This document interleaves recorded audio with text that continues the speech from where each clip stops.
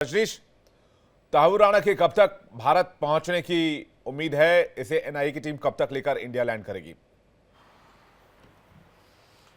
देखिए विवेक, जो सूत्र बता रहे हैं उनके मुताबिक एनआईए और रॉ के अधिकारी इस समय अमेरिका में हैं और कल अर्ली मॉर्निंग बताया जा रहा है कि कल अर्ली मॉर्निंग तक जो तहव्वुर राणा को लेकर जो एजेंसीज के लोग हैं वो भारत पहुंचेंगे।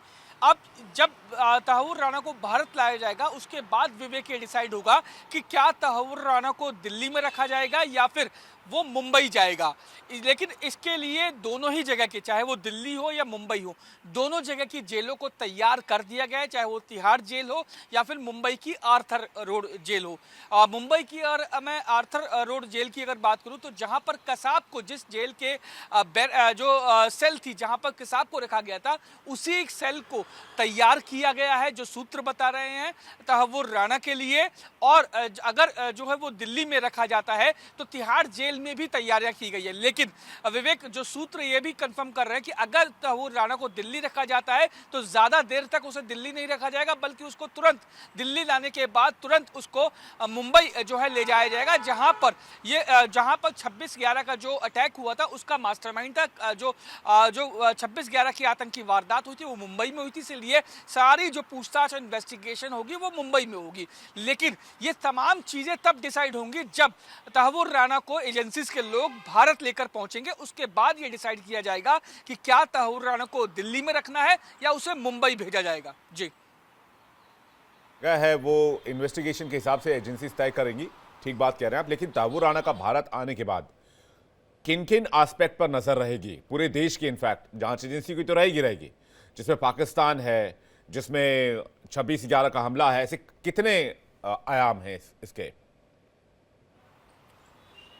देखिए, अब बात की जाए अगर आयाम की, अगर विवेक जहां तक बात की जाए तो कई चीज़ें हैं। 26/11 के अगर अटैक की अगर बात की जाए तो 26/11 के अटैक में किन किन लोगों ने तहव्वुर राणा को लॉजिस्टिक प्रदान की थी, जिन लोगों ने इस वारदात को अंजाम दिया था वो लोग कौन थे, कहाँ रहते थे, और भारत में कहाँ कहाँ स्लीपर सेल ऐसे हैं, चाहे वो आईएसआई के एजेंट्स हो या फिर जो दूसरे आतंकी संगठनों के, चाहे वो लश्कर तैयबा हो, चाहे वो दूसरे जो है वो आतंकी संगठन हो, उनके स्लीपर सेल कहाँ कहाँ हैं। और वहीं दूसरी ओर, क्योंकि तहव्वुर राणा के बारे में आपको जानकारी होगी कि वो पाक सेना में जो है वो डॉक्टर था, और पाक सेना के जो कई राज ऐसे हैं जो तहव्वुर राणा जानता है, और भारत में कहां कहां जो है वो स्लीपर सेल आतंकवादियों के या आतंकवादी संगठनों के इस समय मौजूद है। ये तमाम ऐसे एस्पेक्ट रहेंगे जिनको लेकर तहव्वुर राणा से पूछताछ होगी। और बहुत मुमकिन है विवेक,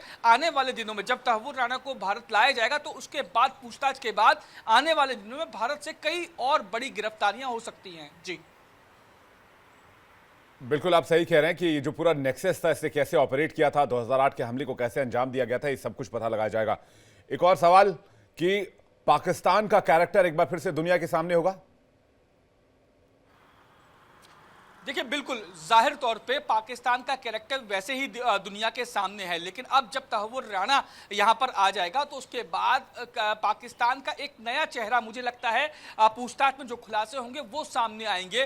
क्योंकि आपको विवेक याद होगा कि जब से तहव्वुर राणा के प्रत्यर्पण को हरी झंडी मिली थी, उसके बाद लगातार तहव्वुर राणा अमेरिका की सुप्रीम कोर्ट में अर्जियां लगा रहा था, अर्जी दाखिल कर रहा था कि उसे भारत को ना सौंपा जाए। इसके पीछे वो कारण ये बता रहा था कि वो पाकिस्तान मूल का जो कैनेडियन नागरिक है, यानी वो पाकिस्तान मूल का है लेकिन उसे नागरिकता कैनेडियन जो है मिली हुई है, और पाकिस्तान मूल के होने के नाते भारत में उसके साथ जो व्यवहार ठीक नहीं होगा, उसको प्रताड़ित किया जाएगा। इसके साथ साथ उसने अपनी अर्जी में यह भी कहा था कि उसको तमाम ऐसी जानलेवा बीमारियां हैं जिनके चलते उसको खुद नहीं पता कि उसकी मौत कब हो जाएगी। लेकिन इन तमाम चीजों को अमेरिकन सुप्रीम कोर्ट ने दरकिनार किया और उसके प्रत्यार्पण का जो रास्ता है वो पूरी तरीके से साफ कर दिया।